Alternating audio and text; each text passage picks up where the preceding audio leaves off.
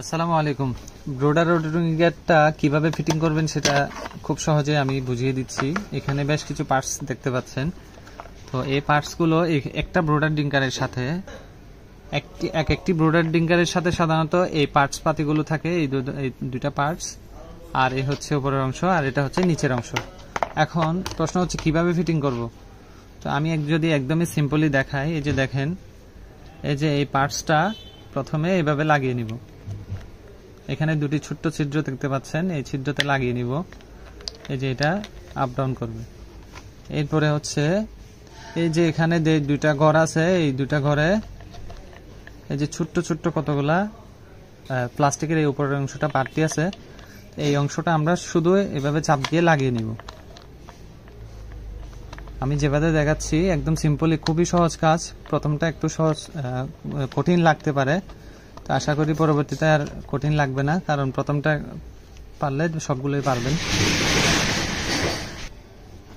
তো এই হচ্ছে, এটাকে আমরা পাম্প বলি। এটার কাজ হচ্ছে যখন এখান থেকে পানি আসবে, এই পানিটা এখানে একটা ছোট্ট রাবার আছে দেখতে পাচ্ছেন, ছোট্ট রাবারের উপর যখন চাপ পড়বে তখন পানি বন্ধ হয়ে যাবে।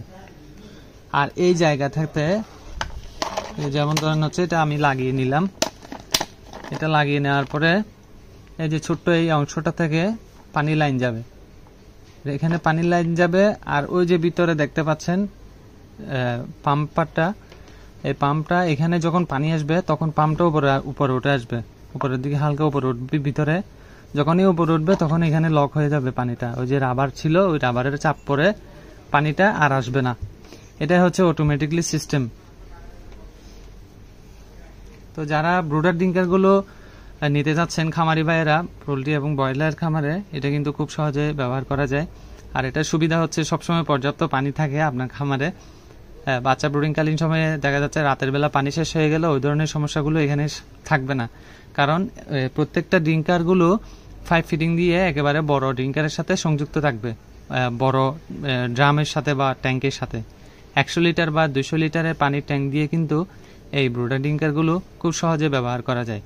তো যারা নিতে চাচ্ছেন চায়না থেকে আমদানিকৃত এই ড্রিঙ্কারগুলো দেশের সকল জেলা এবং যে কোনো থানা পর্যায়ে নিতে পারবেন। ধন্যবাদ সবাইকে। আসসালামু আলাইকুম।